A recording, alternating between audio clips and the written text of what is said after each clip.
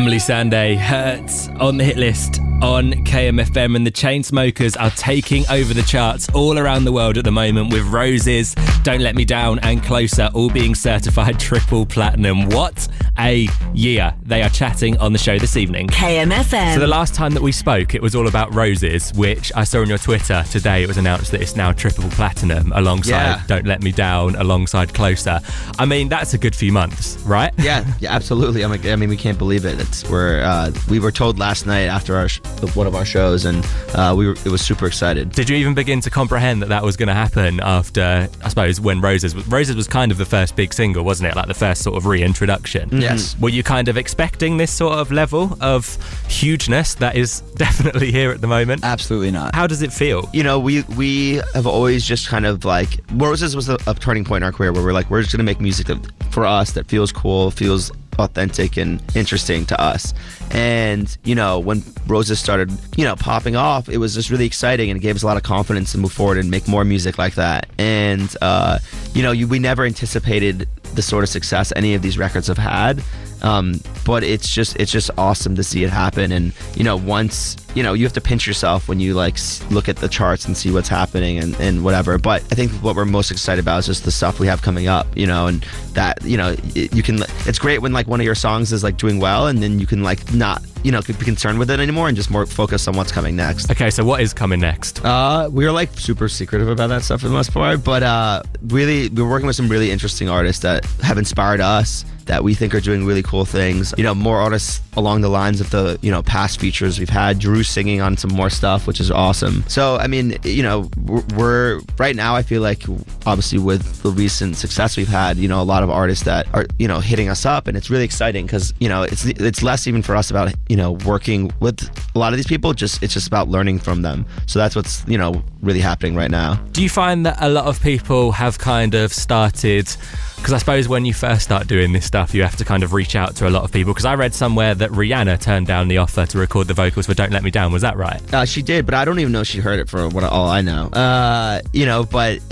From what I understand, she gets sent, hundreds of records probably a day. You know what I'm saying? So it wasn't like, I'm sure it wasn't personal or anything. No. There were a ton of other people that turned down that record that Don't Let Me Down too. And they all must be kicking themselves. She would have sounded awesome on it, that's for sure. But do you find that a lot of people that kind of initially might have said no to vocals have suddenly kind of reappeared and been like, actually, I kind of understand your sound now? I think people didn't know where we were like coming from as artists for a while, and I don't know, or like maybe we did a song. You only know what people put out, you know what I mean? Like you can't predict like what other stuff they're making, and if they're putting stuff out that's not your vibe, you don't go with it. But then you hear more from them and you're like, oh, this is dope.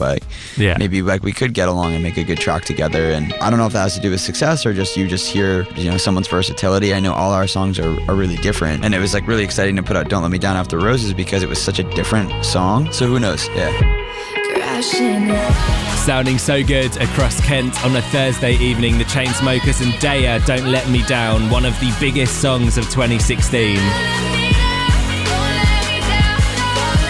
And the Chainsmokers are hanging out on the show this evening. KMFM. I read an interview where you said that Linkin Park called you whilst you were on the toilet. Please tell me this is... I was not expecting that. I need the story behind this.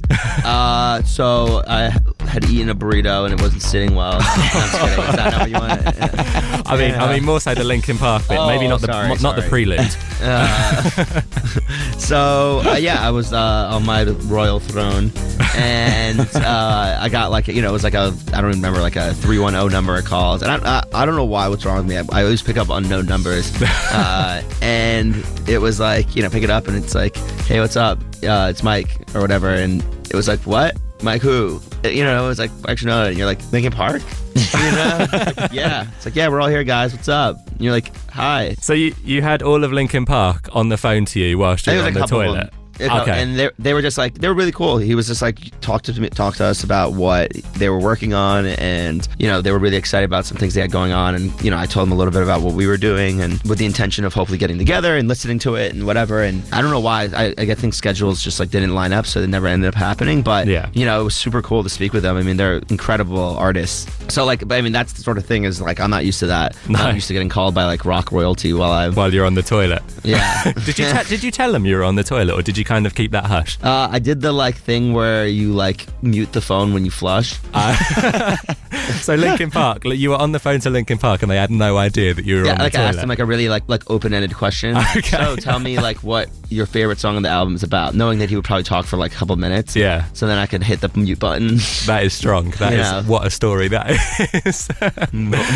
Oh wow. The last time we spoke, you said that you used to have a guy who used to troll your Wikipedia, and you told me that he used to say that you were influenced by Chad Kroeger from Nickelback. Respect. That was a great prank. Has he returned now that kind of the Chainsmokers are getting bigger and bigger? Because surely there must be like more of those people kind of I think slowly. our Wikipedia page is in complete disarray right now. Probably after the Lady Gaga stuff, her Little Monsters. I think we're dead. Yeah. To that page. Yeah. I think we died. Deceased. 2 days I don't even ago. know why we're even doing interviews. Oh, wow. Yeah. We've been dead for 2 days. Wiped from the earth. What is it? They keep calling it singed? No. Dragged. We've been dragged. Yeah. Because can we talk about that? Because that came up. I think I was doing some prep for this interview a couple of days ago, and it came up on Twitter. It was on the side. Mm-hmm. Like, her fans are so ridiculously like dedicated. Her fans are so like ridiculously dedicated. I once saw like that the Pope had once tweeted with a quote from the Bible, and the first reply below it was Lady Gaga did it first, which is like the sort of thing that you can expect from the Lady Gaga fans. So like, did you go through the sort of replies you were getting, or did you think actually initially, best? I feel like this has been going on for a month. I was like curious, and I mean, hats off to her fans. You know what I mean? That's a real dedication to drag us for like 3 weeks.